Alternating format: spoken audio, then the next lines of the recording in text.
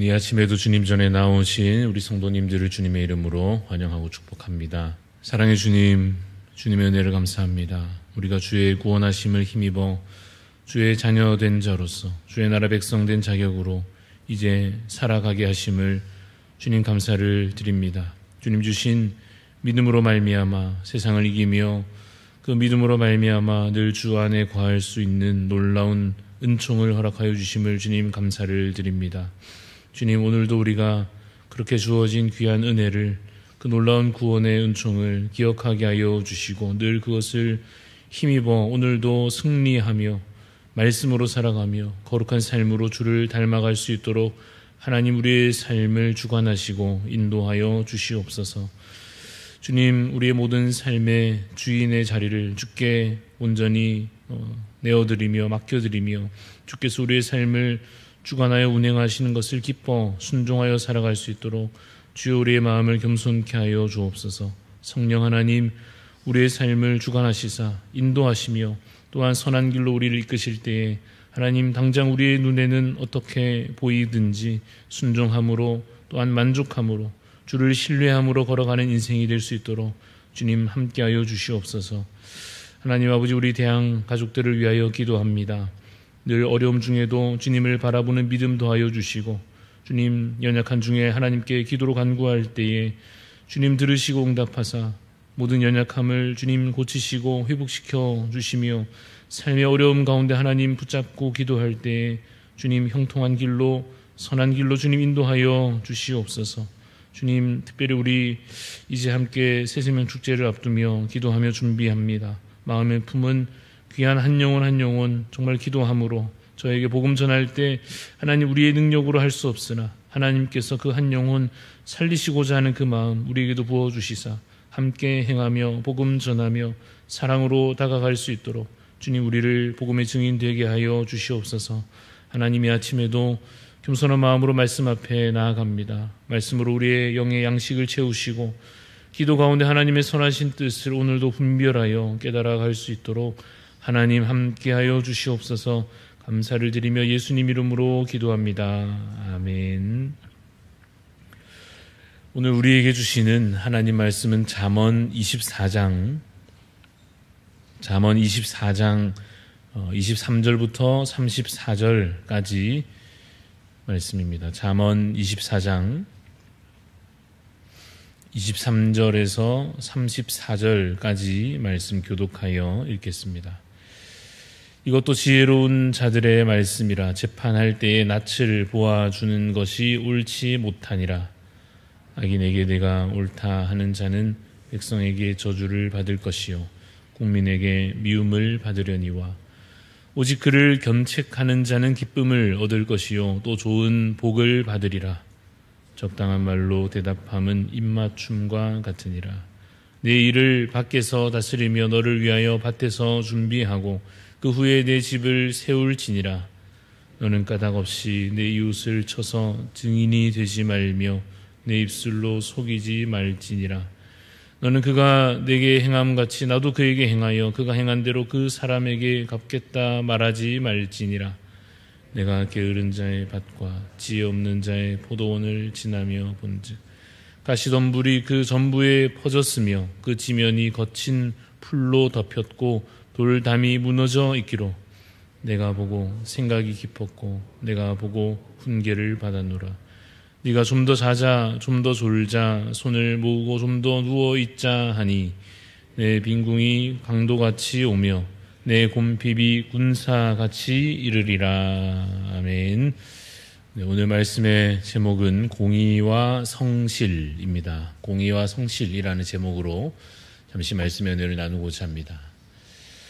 하나님은 어떤 분이신가 라고 질문할 때 우리가 가장 먼저 떠올리는 답은 아마도 사랑의 하나님일 것입니다. 하나님은 사랑의 하나님이십니다 라고 우리가 고백하는데 그와 더불어서 또한 우리가 늘 덧붙여 하나님에 대해서 고백하는 것이 바로 공의에 대한 것입니다. 하나님은 사랑의 하나님이시요 또한 공의의 하나님이십니다 라고 우리가 흔히 고백하며 하나님의 성품을 이야기합니다. 공의라고 하는 것은 그 뜻을 말하자면 옳고 그름을 맞고 틀린 것을 바르게 다루는 것이다. 이렇게 말할 수 있을 것입니다. 선한 것과 악한 것을 바르게 분별하는 것이 바로 공의를 세우는 것이요. 그래서 선한 것에는 복으로 갚고 악한 것에 대하여서는 벌로, 징계로, 심판으로 갚는 것이 하나님의 공의다. 이렇게 우리가 말할 수 있을 것입니다. 이러한 공의는 그야말로 하나님께 속한 것입니다. 하나님으로부터 시작되는 것이요. 하나님께로부터 나오는 것이 바로 이 공의입니다. 그러므로 하나님을 떠나서는 온전한 공의를 기대할 수 없다라고 말할 수 있습니다. 그러나 하나님께 속한 자는 반대로 하나님을 닮아가는 자는 그야말로 그의 공의로우심을 담게 되겠지요. 그런데 우리 안에 여전히 남아있는 듯한 이 죄라고 하는 것은 언제나 우리를 이 하나님의 성품으로부터 멀어지게 만듭니다. 이 공의의 문제에 있어서도 그렇습니다. 예를 들어 오늘 우리 본문 23절 읽었습니다마는 23절에 보니까 중간에 재판할 때 낯을 보아주는 것이 옳지 못하다 이렇게 되어 있습니다. 재판할 때 낯을 보아준다. 어떤 뜻이겠습니까? 얼굴 봐가면서 재판한다 이런 뜻이죠. 돈 많은지 적은지 내가 재판함에 있어서 내 앞에 앉아있는 이 피고가 이 사람이 잡혀온 이 사람이 권력이 있는 사람인지 아닌지 내 집안 사람인가 아닌가 하는 것을 봐가면서 그거 따져가면서 재판한다라고 하면 그런 식으로 하면 이 공정을 바르게 세울 수 있겠습니까? 그럴 수 없겠죠. 공의로울 수 없을 것입니다. 이 옳고 그름이라고 하는 것보다 내 이익이 앞선다라고 한다면 공의는 그냥 자연스레 무너져버리고 말 것입니다. 그런데 그러한 일이 현실에 여러분 어떻습니까? 그러한 일이 현실에 있습니까? 없습니까? 그런 일이 예전에 그 옛날에 있었겠습니까? 없었겠습니까? 그런 일이 너무 많았던 것입니다.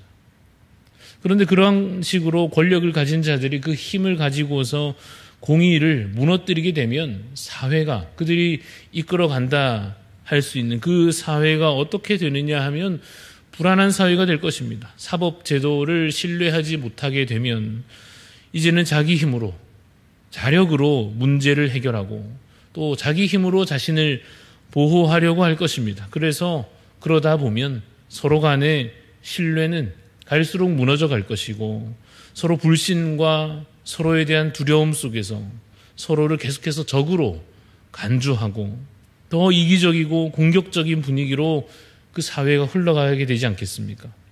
그 방향이 바로 하나님께로부터 멀어지는 방향이다라고 하는 것입니다. 개인뿐만 아니라 이 사회 구성원 전체가 그와 같이 사랑과 공의를 멀리하게 되고 오히려 다툼과 불신으로 향하는 그렇게 이기주의와 탐심으로 흘러가게 될 것을 생각해 보게 됩니다. 그러니 그러지 말라 하시는 것입니다. 오늘 본문 24절을 보시죠. 24절에 악인에게 내가 옳다 하는 자는 백성에게 저주를 받을 것이요 국민에게 미움을 받으려니와 라고 되어 있습니다. 악인에게 옳다고 말하는 자 저주와 미움을 받을 것이다 이렇게 말씀하고 있습니다.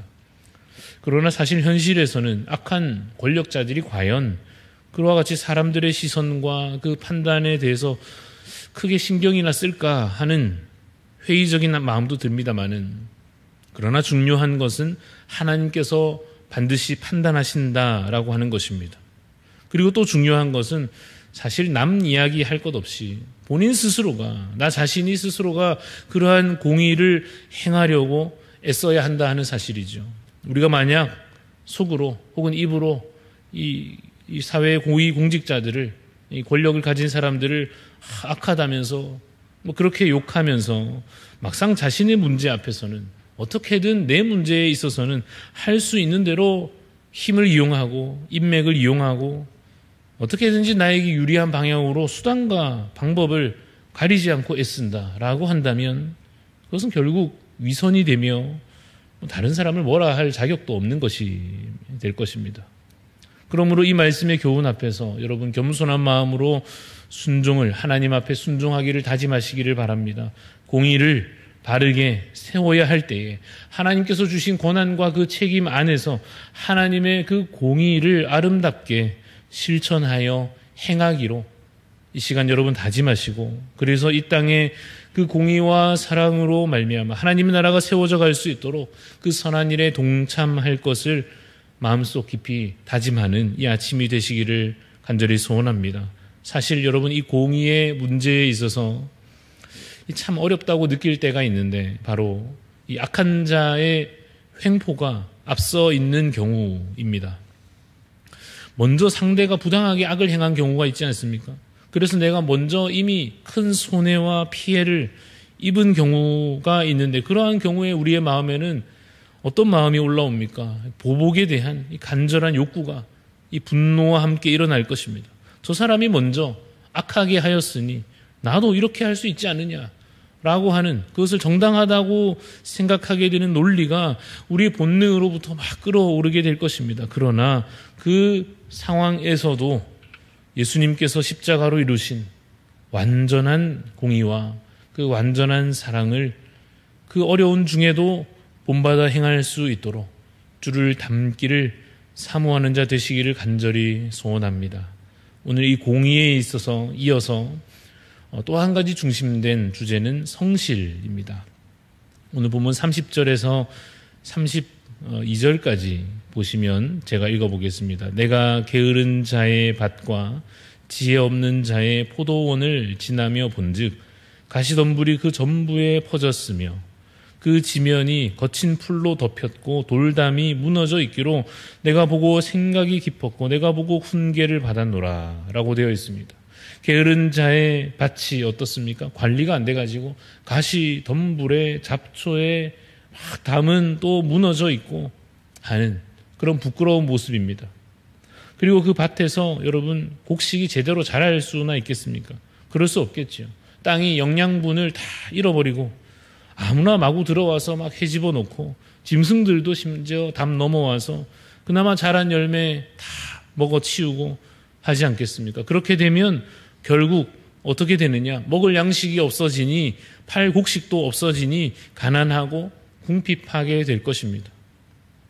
그래서 33절, 34절에 보시면 33절에 내가 좀 더 자자, 좀 더 졸자, 손을 모으고 좀 더 누워있자 하니 내 빈궁이 강도같이 오며 내 곤핍이 군사같이 이르리라 하십니다. 그런데 여러분 가끔 우리가 이 게으름의 문제를 생각할 때 혹 생각하기를 야 근데 게으름도 뭐 그렇게 악한 죄라고 할 수 있느냐 하는 마음이 들지 모르겠습니다. 내가 남한테 피해를 주는 것도 아니고 그냥 내가 내 할 일을 좀 천천히 하고 뭐 때로는 좀 덜 하고 좀 안 하고 이런 건데 어차피 내 시간 내 몫에 대해서 내가 알아서 사용하는 것인데 뭐 그 정도를 가지고 게으름을 굳이 뭐 악하다고 말할 수 있는가? 꼭 사람이 그렇게 성실하게 바쁘게 뭐 살아야 되는 것인가? 뭐 그런 생각을 할 수도 있겠죠. 그러나 이렇게 생각해 보셔야 할 것입니다. 첫째로 우리에게 주어진 시간은 우리 자신의 것이 아님을 기억해야 할 것입니다. 또한 우리에게 주어진 이 일이라고 하는 것도 우리가 하고 있는 그 일이라고 하는 것도 나 자신을 위한 것은 아님을 직장을 다니든 가정을 돌보든 나 자신을 위한 것이든 내가 행하는 그 개인적인 일이든 나 자신을 위한 것이 아니다라고 하는 것입니다. 좀 더 명확하게 말하자면 우리는 주님의 청지기로 주님의 종으로 사는 자들입니다. 그래서 우리는 항상 우리에게 주인이 계시다라고 하는 것을 기억해야 할 것입니다. 그래서 주인이 일어나라 하면 일어나야 할 것이고 주인이 일하라 하면 일해야 하겠죠. 근데 거기서 왜 내가 그래야 되느냐? 내 삶인데 나한테는 자유가 있고 자기 결정권이 있는데 내가 뭐 그렇게 누가 하라 그러면 하면서 그렇게 살아야 하느냐라고 하면 아직도 그리스도인의 삶의 원리를 조금 더 이해하셔야 하는 셈입니다.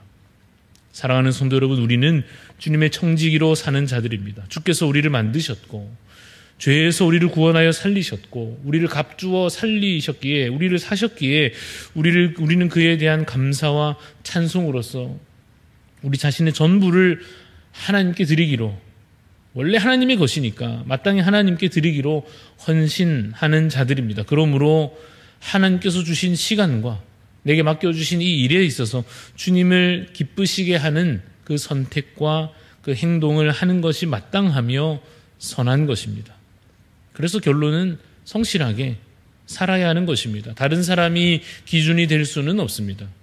하나님 앞에서 하나님께 드리는 마음으로 그렇게 하는 것입니다. 그런데 여러분, 그렇게 하면 어떤 복을 받겠습니까? 풍성한 소출을 얻는 농부처럼 하나님께서 은혜를 베풀어 주셔서 차고 넘치게 하실 것입니다.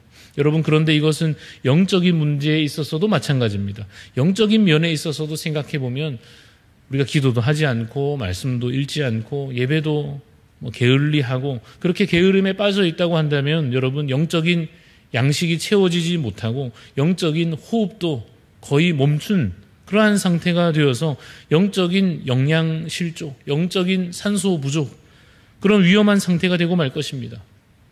그러니 어리석은 게으름에 머물러 계시지 마시고 일어나시기를 바랍니다.